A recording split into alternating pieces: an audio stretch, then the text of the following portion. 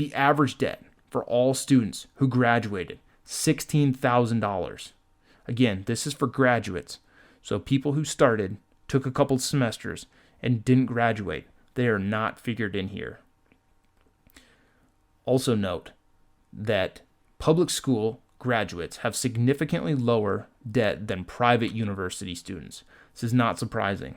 Oftentimes you'll get a lot more scholarship opportunities at private institutions, but the scholarship opportunities do not offset the increased tuition.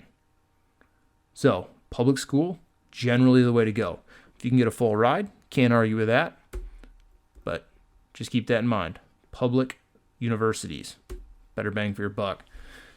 A couple scary statistics, because what would a talk be without a couple statistics? Overall dropout rate for undergraduate college students is 40%. 4 in 10. That's insane. Those are the number of people who are paying for college credits and have absolutely nothing to show for it. 30% of college freshmen drop out before their sophomore year. Unbelievable. And it also shows that people who start college at age 20 or later, so your non-traditional students, also have a higher dropout rate than those who go right into college. And we can talk about that later, because I always thought, man, I'd like to keep my study habits and go right into school. But to be honest, your study habits don't carry over. You have a whole nother lifestyle in college than you do in high school. So you can take a year off and work and decide what you want to do before you go back to school. It won't negatively impact you as long as you know what you're doing, as long as you have a real goal in mind. So, with all these people dropping out, why are they dropping out? Well, the biggest reason, 38% say financial pressure. I don't blame them. College is expensive.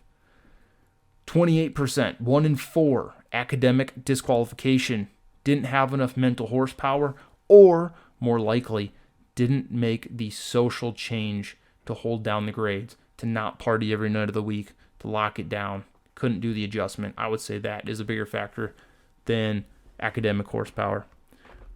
13% poor social fit, and a variety of other reasons to top us off. So, what is that college degree going to get you? We said $55,000 a year. Well, guess what? A 4-year degree is going to get you around $20 an hour when you graduate. If you have a 2-year degree, $15 an hour, which is $32,000, $33,000 a year. More if you work overtime. No college, $13 an hour. Poverty rate by educational attainment. 1 in 4 people who did not finish high school will end up below the poverty line. If you finish high school, 12%. And those who graduate with a 4-year degree, 5% will end up below the poverty line. So significantly lower chances of being in poverty the higher the education. 40% of graduates hold a job that does not require a college degree. So this goes back to our mindset. Think about what we want to do. If we're going to hold a job, whether that's our aspiration, and we don't know if that's what these people wanted to do. We don't know if this is the job they wanted or just the job they fell into. But either way, 40% of these graduates didn't need to go to college to have the same exact job they have now. That's crazy. And even more are working in fields that are not what they went to school for. I know tons of people personally that have a degree and are working in a different field. So again, not entirely worthless, because a degree does show some things. It shows some kind of mental acuity. It shows commitment. It shows social change, responsibility. It shows you can handle yourself. And I think employers, if you have a degree in a science field and take a job in a non-science field or vice versa, I think they do respect the fact that you have a degree, and that does count for something. It makes you stand out amongst applicants that do not have a degree.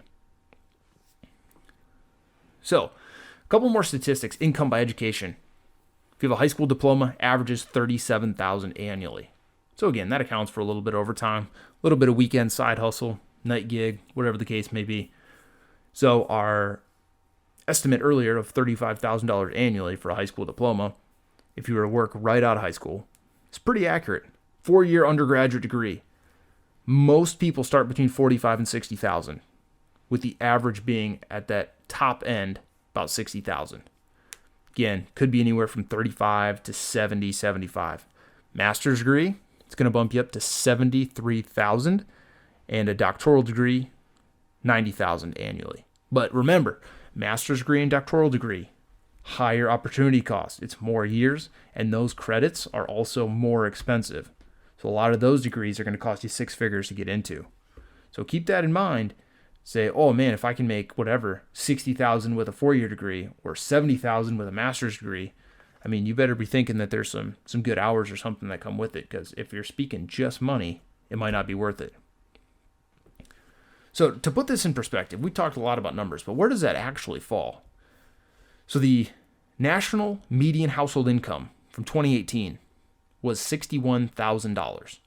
So if you have one person with a college degree making $60,000 a year, they are essentially at the national median. You're doing pretty well.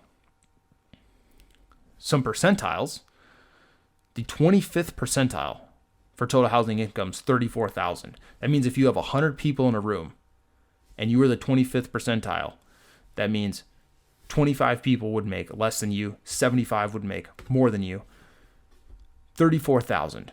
So that high school graduate making 37,000 would be just above the 25th percentile.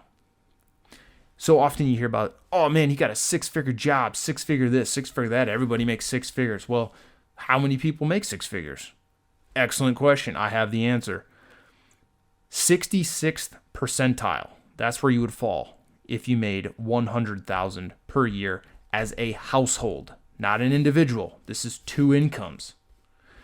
So, room of 100 people, you make more money than 66 of the 100 if you have a $100,000 household income. Double it, 200,000, you're now at the 90th percentile. And then the big bad 1%ers that you hear everybody talk about, 531,000 for the total household income. It's quite a bit, $500,000 bucks. It's pretty solid. So